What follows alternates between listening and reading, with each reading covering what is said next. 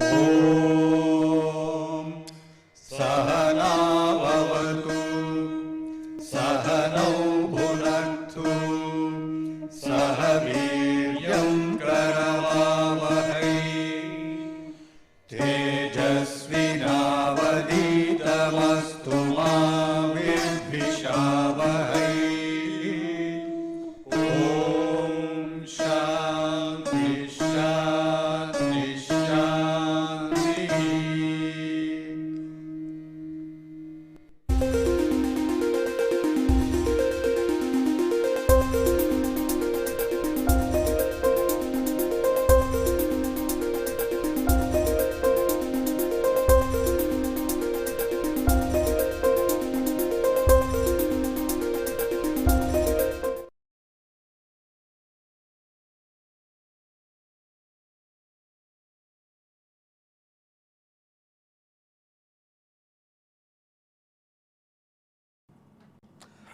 So, today we start our discussion on heterojunctions.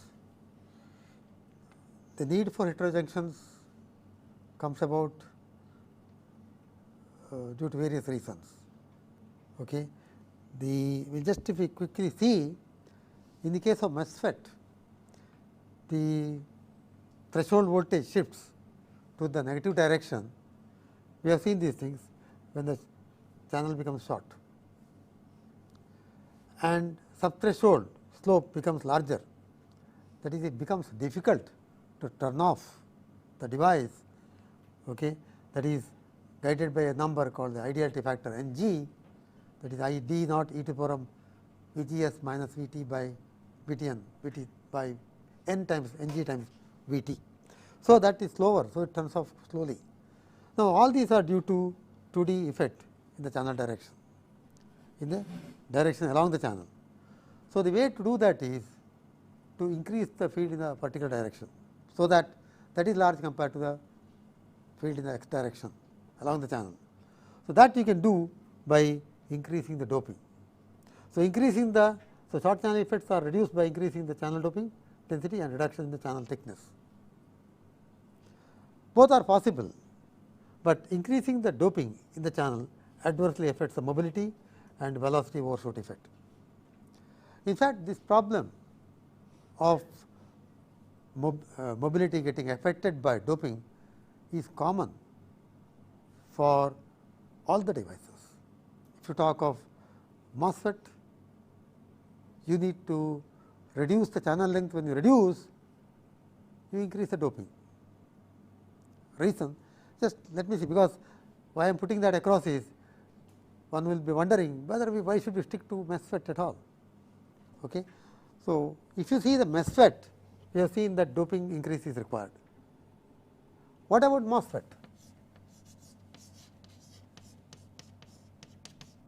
MOSFET structure is like this. All of you know it so much, because this is the heart of the present day VLSI, P type substrate, okay. And then you have the gate, and the field oxide, that is the gate, and I put a metal here, source. This is a schematic diagram.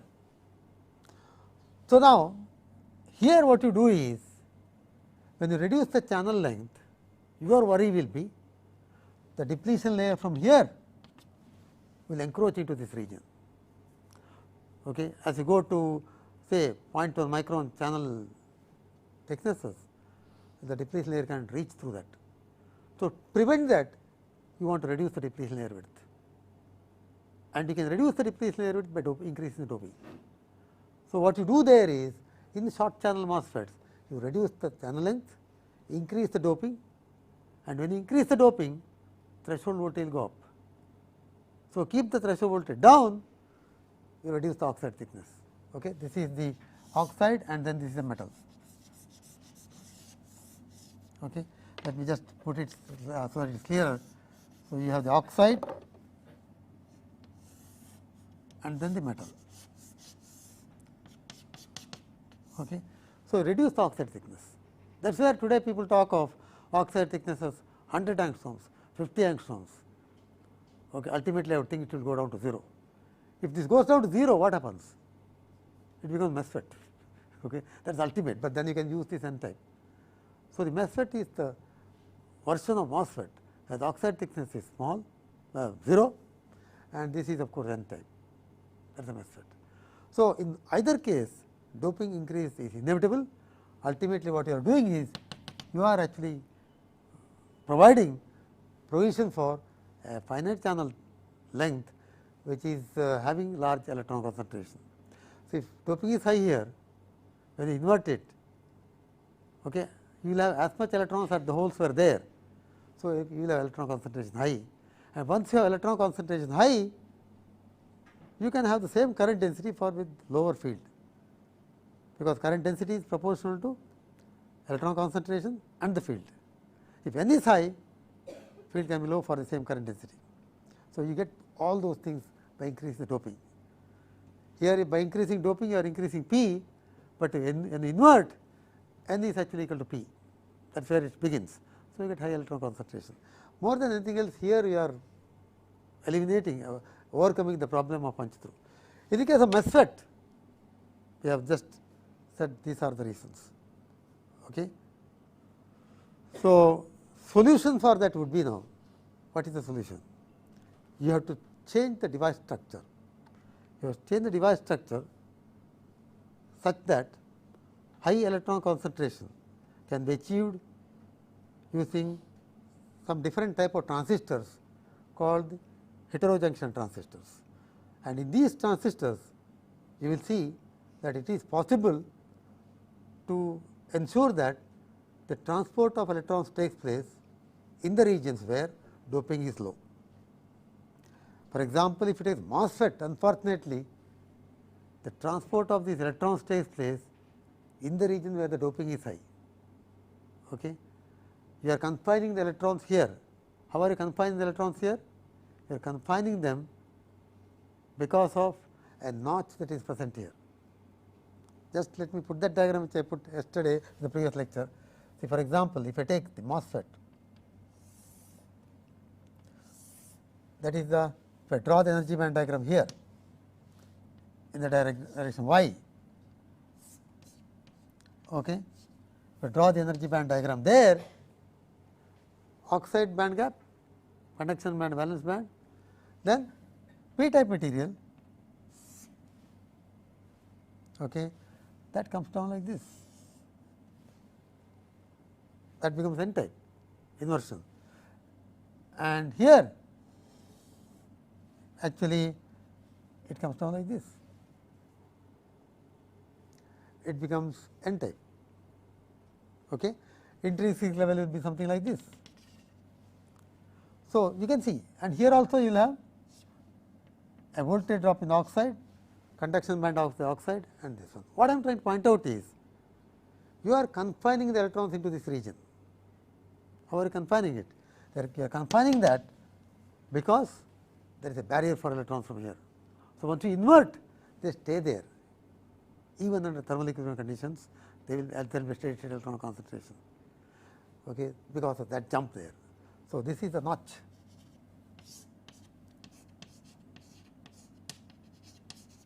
I am focusing on to this particular notch because that notch will encounter in the case of heterojunction also. And this height is quite large, something like 3.3 electron volts or so, very large here. It is very difficult for the electrons to surmount this. You will have problems of course, if the thickness becomes small, because then they can tunnel through that. That is where people get large leakage currents. In fact, in the case of the integrated circuits of the Intel chip, where the oxide thickness is of the order of 40, 30 angstroms, that is the inside story. Okay. They talk about that. So, then you will have tunneling of electrons from here to here, even in the off state, or you have got heavy current which is tunneling through this. Okay. So, that is where you get problems, gate leakage current and dissipation in the gate power itself. So, those are the problems which are faced there. Now, if you talk of different type of device where you can confine this, where you do not have to worry such tunneling, you are in business again. Okay. Now, just a related thing I want to point out, you have this type of bending in the case of p-n junction also, but you do not have this notch, you do not have the confinement of the electrons there. Let me draw that p-n junction.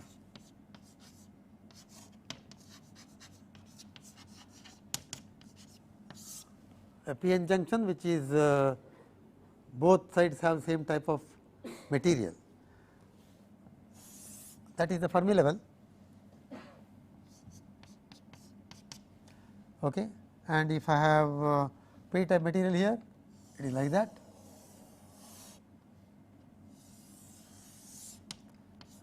This is N, this is P. You can see this band bending is there, similar to this junction, but there is no accumulation of electrons there, because they all roll down here. So, an equilibrium is reached, so that transfer of electrons from here to here and here to here are same, whereas here there is no transfer of electrons from there to there, electrons come here and accumulate. Okay, with that background, I would like to take a look at the heterojunctions. Ultimately, you would like to have a structure like this, where this tunneling phenomenon will not be there, and you will still have a barrier for electrons to prevent them from going from this material to that region. And you can use, what are you doing here? These electrons are here, these are those electrons. How are you collecting them? Applying voltage between the two. That means, here you go perpendicular to the board, apply voltage between the two, the electrons can flow like that. Okay. So, when you invert, this is in the conduction band, that is there. Let us take a look at the heterojunction, whether you can get such a structure where you achieve this notch etcetera with this region lightly doped. If this region is lightly doped, and if you confine the electrons into this region, you are in business, because these electrons will not get scattered by the ionized impurities. That sort of thing, that is what we are talking about there. Isolate the electrons from the doped regions. Doped region will be this type region, which is separated from that. Okay. We will see how it is. You can see also here, this is a narrow band gap material, this is a wide band gap material, but it is too much wide, it is not a semiconductor, it is an insulator. The clue is, therefore, use a substrate which is slightly narrower band gap and another region which is a wider band gap, then you will get a notch. That is the clue. The clue is taken from the MOSFET itself. Oxide 8.8 electron volts, this is 1.1 electron volts. If I replace this by gallium arsenide, I will have electrons experiencing all the velocity overshoot effect, high mobility and everything, provided the doping is low here. So, that I can do if I have undoped region here with a doped region adjacent, but with a wider band gap material. So, that dopants are in this region. Then how to get these electrons? We will see soon. Okay. So, this itself is a heterostructure. Only thing is, this is not single crystal, this is oxide is amorphous, it is not even polycrystalline. So, that is there. So, we are looking for a structure like this and wide band gap material, narrow band gap material. Let us take a look at that now. So, going to the discussion. So, that is extending it too much and saying oxide semiconductor is a heterostructure. It is a heterostructure, because it is not a junction, it is a heterostructure all right. A heterojunction, junctions are formed by two dissimilar semiconductors. A heterostructure is formed by two dissimilar materials, like the oxide semiconductor. Okay. The nice thing is, all these have some common features, like what you see for the MOSFET. Now, heterojunctions can be two types, they just name, there is nothing in that. You can have isotype and anisotype. Isotype is, it is not a p-n junction, it is P and P. One is wide band gap P type material, other one is less wider, narrower band gap P type material. Only difference in the material. Okay. So, but that itself you can call it as a isotype junction, or both are n type. Okay. Now, if you take an isotype, which are the ones that usually you come across, conductivity types are different. N type may be wide band gap, p type may be narrower band gap. So, there are two things, one is p type, other one is n type, one is narrower band gap, one is wider band gap. So, that is anisotype, and junctions are formed with single crystal, but heterostructures can be formed with anything, okay, like what we see oxide semiconductor. Most important one property, to make a junction, if you want to make a junction, if you want to make a structure, all that you have to see is a good thermal match. So, that when you deposit one over the other, there is no peeling off, cracking up, etc. Whereas, if you want to make a junction, the most important property is there should be lattice match. Okay. If you do not have lattice match, you will have defective region, because after all there is lattice constant 5.6, then if you go to 5, then we change that adjustment of the atoms to get the single crystal structure, there will be a region which is defective.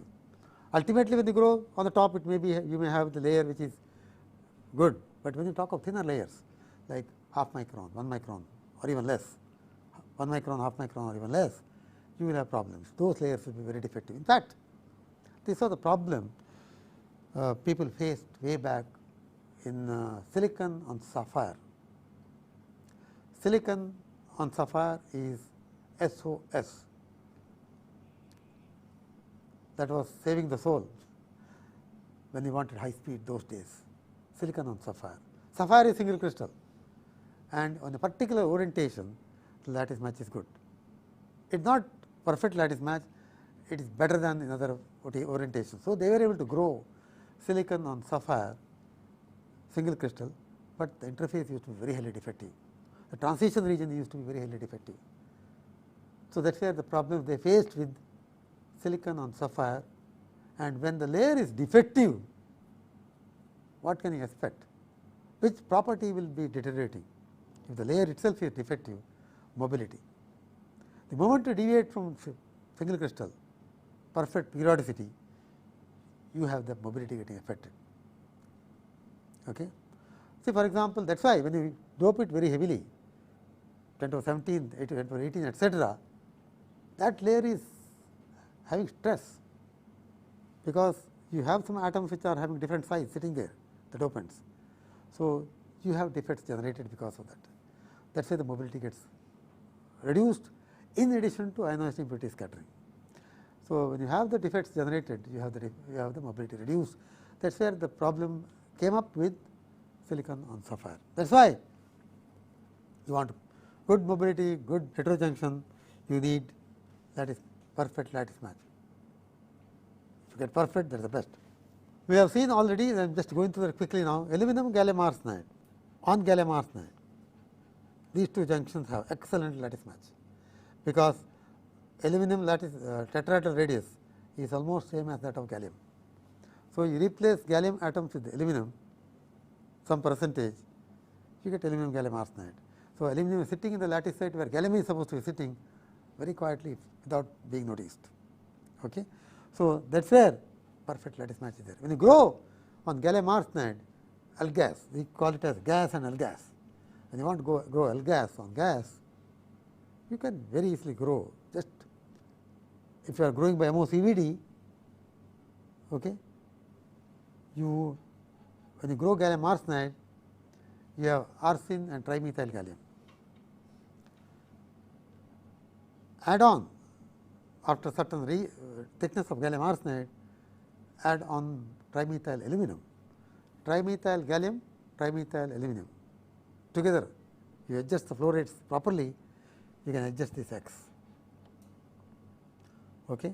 And if you want dope, add a dopant also to the gas. Okay. Hydrogen sulfide gas or sulfur chloride, monochloride, you get sulfur doping, or if you use silane, you get silicon doped aluminum gallium arsenide. So, how much you add the dopants will decide the doping concentration here. So, you can have undoped gallium arsenide Okay. On that you can grow this layer, aluminum gallium arsenide, and that layer can be doped. So, you have a layer which is undoped, you have a layer which is doped. But when you say undoped, it is it is not doped intentionally, but there is unintentional doping is always present, generally p type it turns out to be, due to some of the impurities which come up. Okay. It is not at lower temperature, you do not get n type there. If you grow by Mb, definitely it is going to be p type due to carbon contamination. Similarly, from some of the gases, if you have carbon contamination, you get that p type. So, this turns out to be p type, maybe 10 to the 13 per centimeter cube, very lightly doped. So, this we know that you can vary x equal to 1. This is again recapitulating what we have been discussing earlier when we talked of technology. X equal to 1 makes this gallium 0 and aluminum equal to 1. This is aluminum arsenide. It is a wide band gap material. It is an indirect band gap material, 2.17 electron volts band gap. Whereas gallium arsenide is when x equal to 0, there is no aluminum, you get gallium arsenide. Band gap of 1.43 electron volts, direct band gap. This is the diagram which is very familiar to you now, but still I flash it across to you, so that to recollect that gallium arsenide direct band gap 1.43, there is indirect band gap region here, there can be indirect transitions if possible, that is 1.8 electron volts. Aluminum arsenide direct is 3.02, indirect 2.17. The actual band gap is whichever is minimum, because electrons here tend to occupy the lower level. This is a conduction band edge. So, the actual band gap is 2.17. So, if I vary x equal to 0 is this, you get 1.43. As I keep on increasing x, 1.43 increases linearly, almost practically, not exactly linear, matches with the 3.02, 1.8 latches onto this. So, you get this type of arrangement. This again is flashing once more to you to recollect. So, 1.43 direct band gap goes to 3.02, almost linearly, not exactly linear. Similarly, the indirect 1.8 changes linearly with respect to that. So, you can see till x equal to about something like 0.3 or something like that, you get 1.93. You get direct band gap smaller than the indirect band gap. Okay. See, if you move from here to here, till some level it is direct band gap. Beyond that, it becomes indirect. Very clear, x equal to 0 is direct, x equal to 1 it is indirect. So, in between some point is there where transition is from direct to indirect. Okay. So, this is the structure, and all through this composition there is lattice match with gallium arsenide. Even here there is lattice match. You can put anything. You may have other technological problems. Let us take a look at this.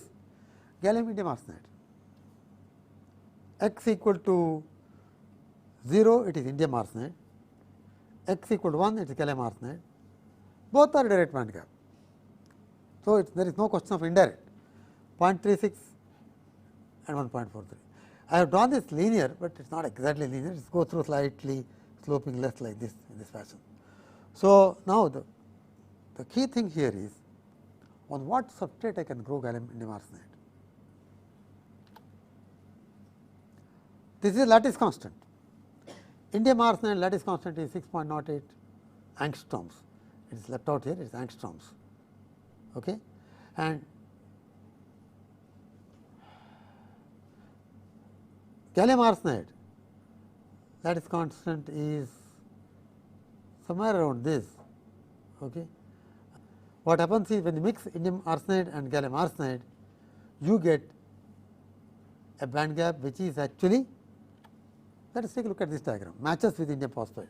So, you can see here gallium arsenide here, x axis is lattice constant, it is about 5.65. In the previous diagram you must note that it is 5.65, and indium arsenide lattice constant is something like close to 6.1. So, I vary the composition and change from gallium arsenide to indium arsenide. that is I vary x equal to 1 you get gallium arsenide, x equal to 0 you get indium arsenide. So, when I move from indium arsenide to gallium arsenide, okay, the lattice constant keeps on falling from 6.1 or so to about 5.65, but somewhere in between it is something like okay, 0.6, 56, 57, 58, 0.5, 5.88. It is about 5.88. That matches the indium phosphide. See, what I am trying to point out ultimately is you can mix indium arsenide and gallium arsenide. Okay. You can keep on adding gallium to indium arsenide. Two things happen. One is the lattice constant keeps on falling from this value to that value. Simultaneously, the band gap, which was 0.36 here corresponding to that, keeps on increasing to about 0.75 or so. So, you get band gap increase from 0.36, you get lattice constant falling and ultimately matching with indium phosphide. So, to sum up now, if I am using gallium arsenide based devices, you will make a heterojunction with aluminum gallium arsenide on gallium arsenide. If I am using indium phosphide based substrate, I will make gallium indium arsenide on indium phosphide. That has a good lattice match with gallium equal to 0.47. Okay. So, what I am trying to point out now is okay, this lattice matches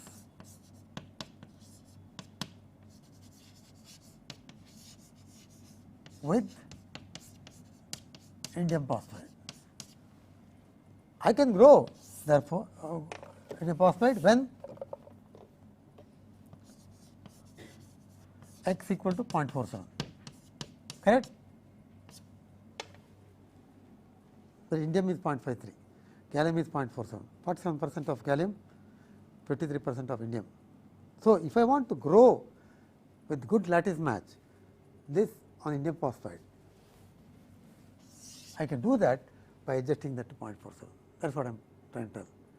Whereas, if I want to grow the aluminum arsenide on gallium arsenide, I can choose any x, aluminum 0 to 1, perfect lattice match. In fact, that is seen here. Here, so you can see gallium arsenide about 1.43, aluminum arsenide is 2.17. I can get anywhere the band gap. So, this is the key to the thing. So, whenever people talk of indium phosphide based devices, they make heterojunction with gallium indium arsenide. With gallium arsenide, invariably you make aluminum gallium arsenide. Okay. Okay, now let us take a look at the heterostructure itself. How to make a heterojunction? We now know that you can take aluminum gallium arsenide n type wide band gap material. Okay. Band gap of aluminum gallium arsenide is more than that of gallium arsenide, that I hope now you understand. Okay. So, I can have aluminum gallium arsenide n type. I am taking that example, that is what is seen in the high electron mobility transistors mostly, first device. And I put this as p type gallium arsenide, but to keep the discussion general, I just put n type material with wide band gap material E g 1, another material with p type with the band gap equals E g 2. Okay. Now, when you put them together, hold your breath. Okay. How it is got, we will get it down on the board. Okay. So, when you put them together, you get it with the band structure like this, conduction band going like this, you get the notch that we are looking for. You can confine the electrons, and this is the wide band gap material E g 1, this is the wide narrower band gap E g 2. Now, so this is under thermal equilibrium conditions. Okay. Let us go back and see how to construct this, and we will have to develop it on the step by step. Instead of trying to put it on the slide, I better develop it on the board. Okay.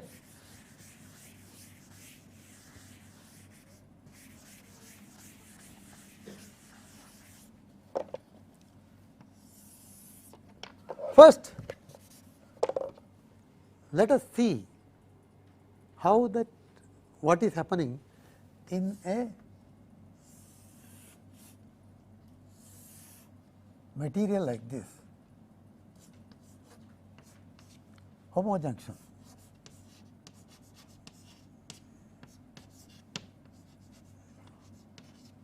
Both are of same material.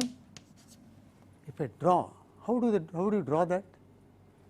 You have, if it is equal doping, you have the depletion layer there, okay, and you have the Fermi level like this. I am deliberately drawing this because then only you can generate that other one, E F, and then this n type, you get it like this, depletion layer. Okay. What has happened is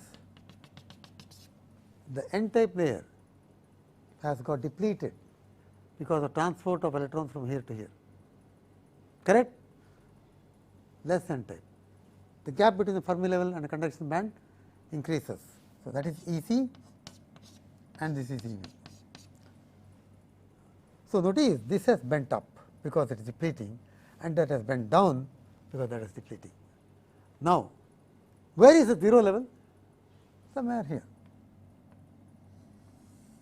Same nature, that is 0 level or vacuum level. Okay.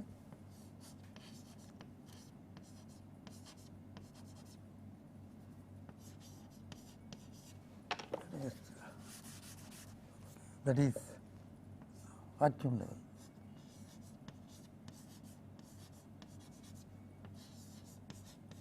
Or 0 level, 0 energy level. Wherever there is potential variation, there is a band bending. All the energy levels bend here like that. If there is a sudden jump in the energy band diagram, that will not show up there. It is only where there is potential variation. In fact, we saw it in the case of Schottky barrier. Let us take the heterojunction.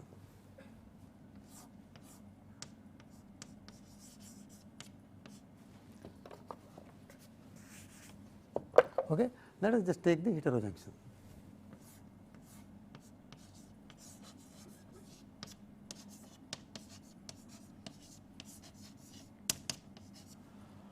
What we have taken is, what we put there is a 0 level here and 0 level there, same level 0. Two different materials when they are separated, that is 0 level. Now, I have taken a material whose electron affinity, this is a model that is given for heterojunctions by Anderson way back, how the junctions are formed. Okay, that is what we are discussing, and there they correlated everything to chi 1 and chi 2.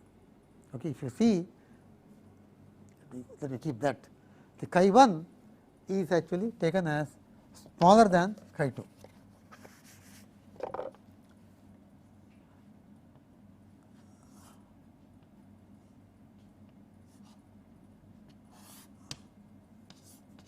Chi 1 and that is the band gap E g 1, and it is n type. So, therefore, it is Fermi level is there. We are talking of a junction being formed between that material and another material whose band gap is actually smaller, and also the band gap being smaller, and also this being chi 2 is larger than chi 1. See, the first model said everything is tied down to this. Okay, now, you bring them together. Okay. If I bring those two things together, what happens? Exactly what is happening here must happen,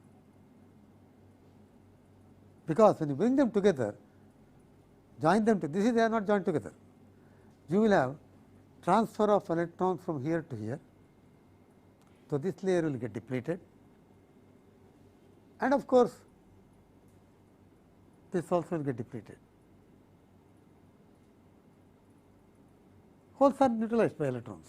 Okay. You can talk of electron transfer with depleting the layer here and electrons neutralizing the holes there. In fact, you have both of them taking place, but I am just talking of one to understand. So, holes will get neutralized here. So, you will have depleted layer here, this will go up, okay.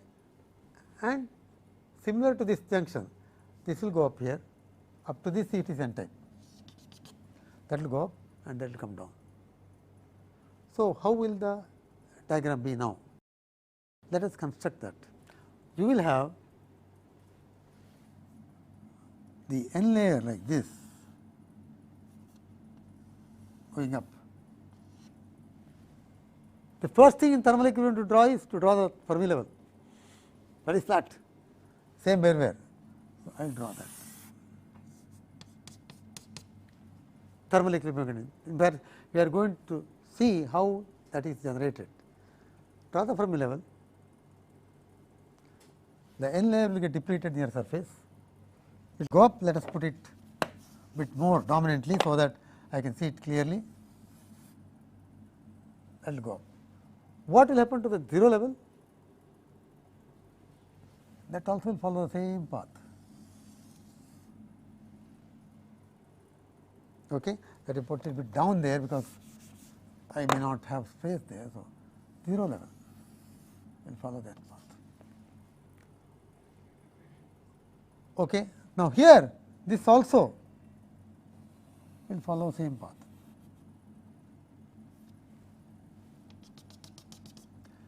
That is the edge of that region.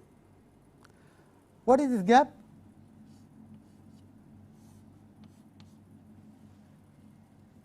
This is chi 1, that is chi 1.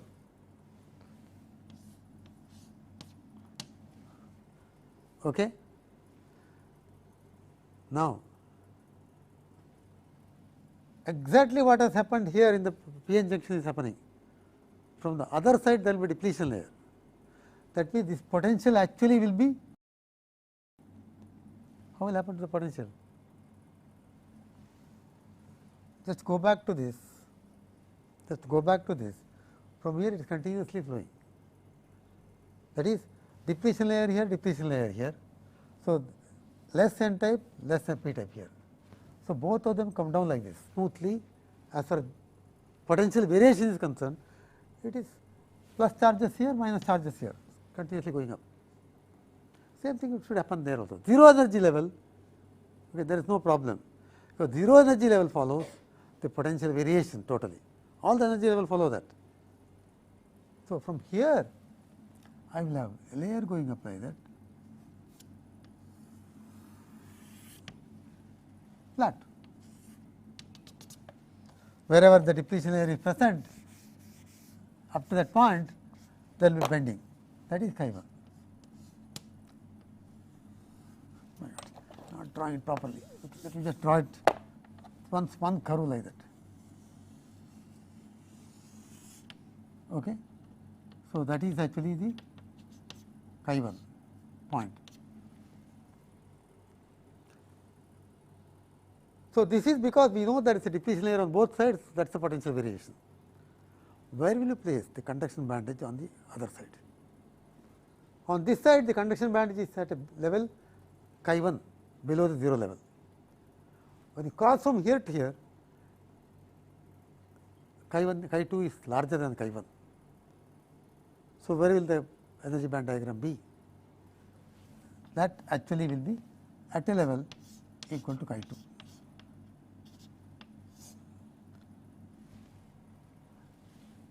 So, that is a delta E c. This can come even below that. So, just for this diagram, I will just put one diagram like this. Okay. You have got delta E c, a sudden jump in the energy. Okay. And from there, what will happen? If you follow that. See, potential variations are followed by the energy band diagrams, but there is a sudden jump here to satisfy that chi 1 and chi 2 are different. So, you will have discontinuity in the conduction band, it goes up like that. I will put it all the way up like this. Okay. So, what we are trying to point out is you have ultimately ended up, let me just redraw that, mark these two things together. You will have this going up like this, similarly that will go up, and this quantity is delta E c, because it is a discontinuity in the conduction band. Is it okay? Now, as far as this is concerned, that comes up like this up to that point parallel. Okay, and from that point onwards, it will come down, parallel to that. It will reach here till it comes to the end of that material, and from that point onwards, there is again a discontinuity, delta E v. In the final analysis, that is E g 1, that is E g 2. So, this is delta E v.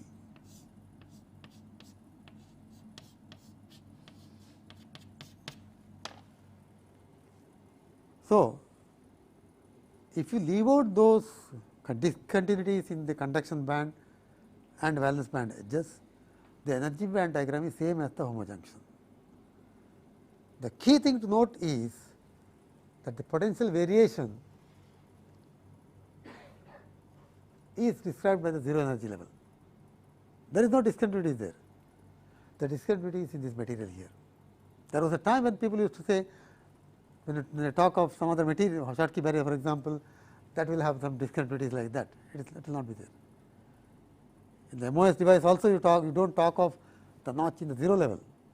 You talk of that smooth transition in the 0 level. That is the energy required to transfer electrons from here to here, there, that is all. So, what we are telling is, you have created a p-n junction with a notch present here. How the more than that we are not discussing right now. Now, let us see. So, now I think I can take this off.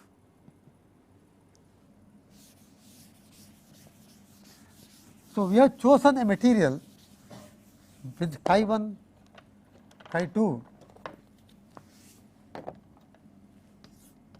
greater than chi 1 and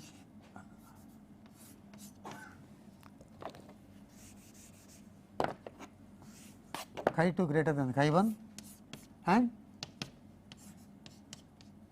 E g 2 less than E g 1.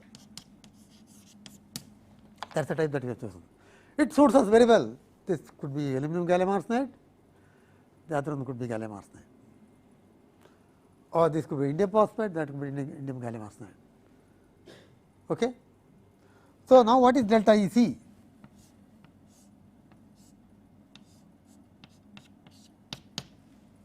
In this model, if you take this model, the delta E c will be equal to chi 2 minus chi 1.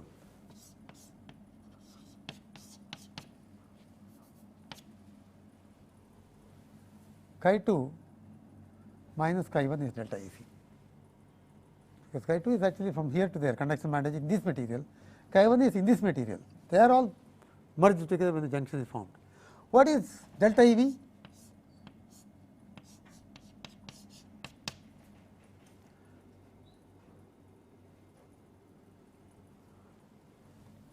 That is at E g 1.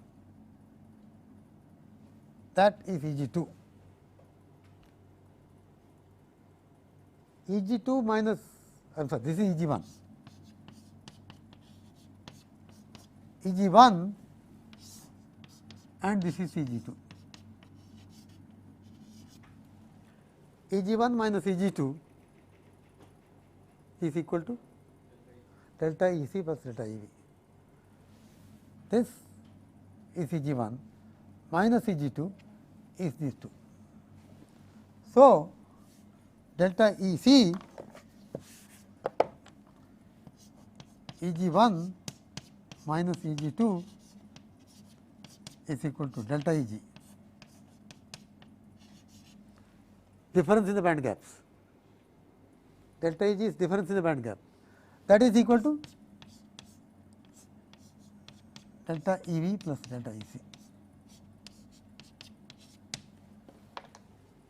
So, if you know one of them, you know the other one immediately, and delta E c is related to this chi 1 minus chi 2, chi 2 minus chi 1. Okay. In fact, you should be able to now from this principle, you should be able to generate any other type of heterojunction energy band diagram. For example, if I make this p type, you can try to work out and see how the energy band diagram will be. You take it, look out for yourself and draw the energy band diagram.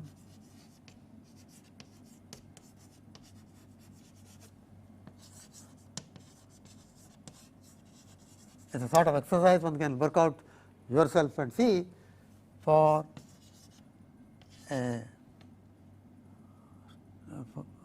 for the following.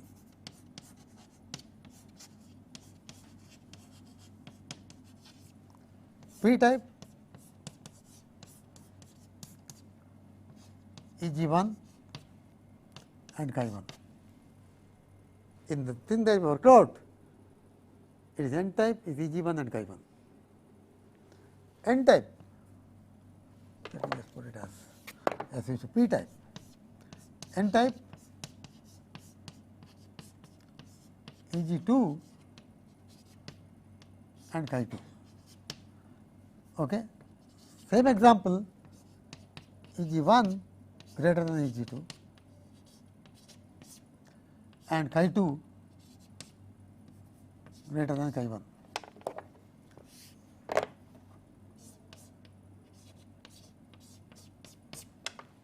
I can give a clue for people who want to work it out, that sitting at home, that the notch will be shifted onto the bottom side.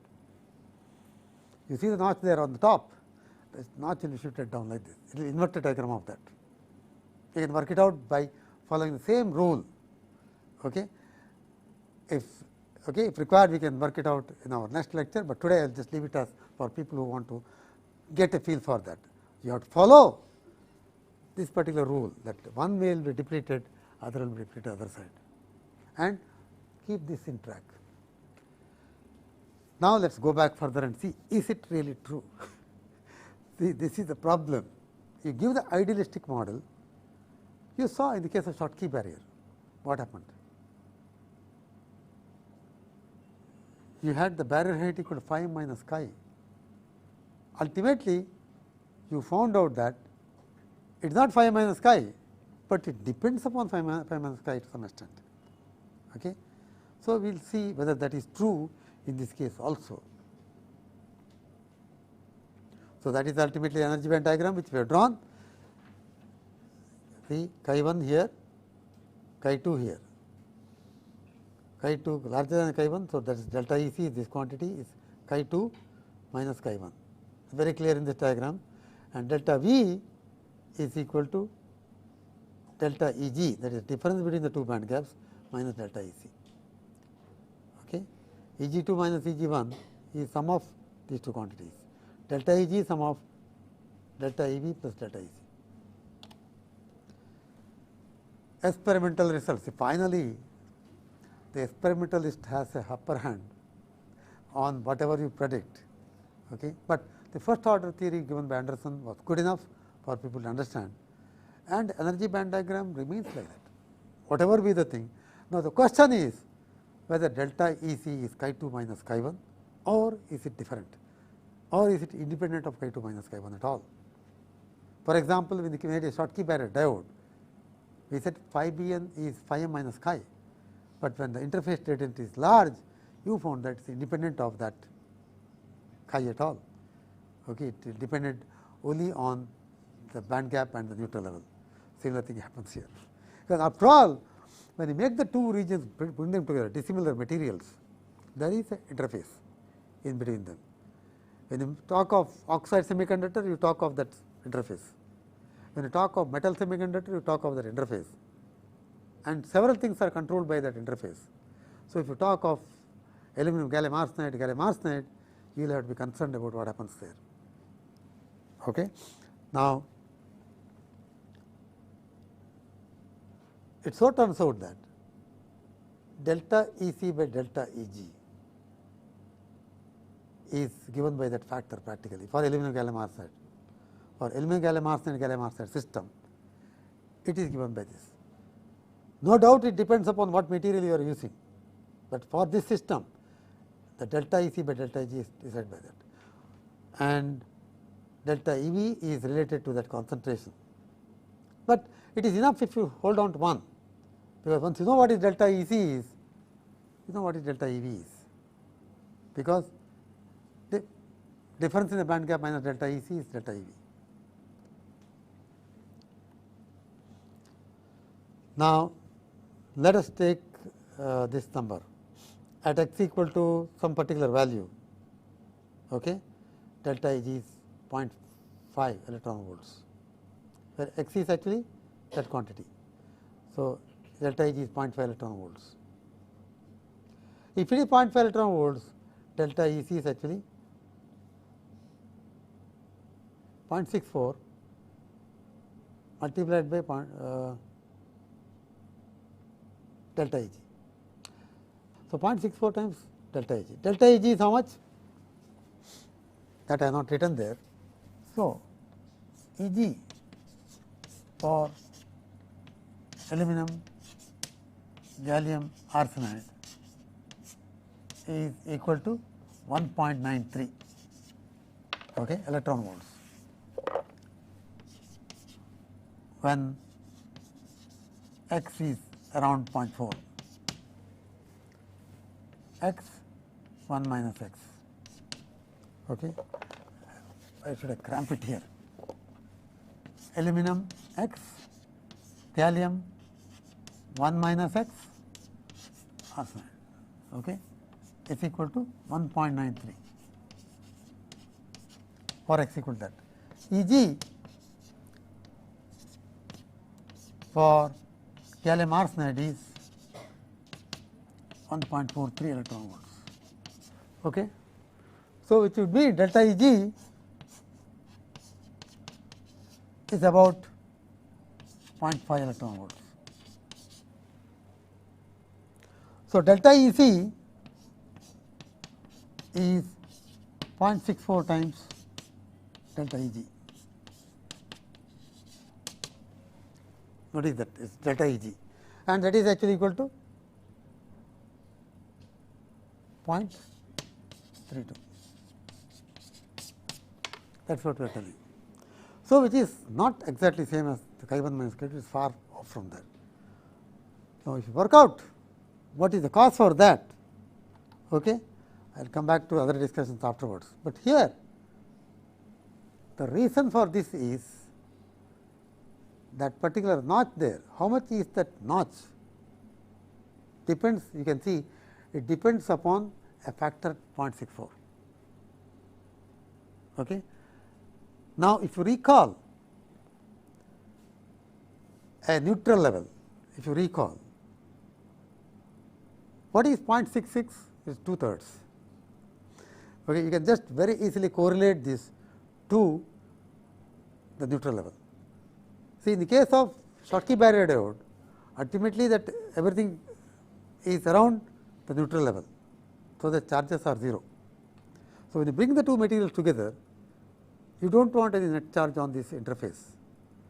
So, it so turns out that the leveling is such that the neutral levels match with each other. In fact, a lot of theories came up with this. The moment they said it is not chi 2 by chi 1, chi 2 minus chi 1, every physicist will jump up into that analysis. So much analysis went up, and finally, what is accepted today, which seems to match with the experiment, is that it is related to the alignment of the neutral levels. That is,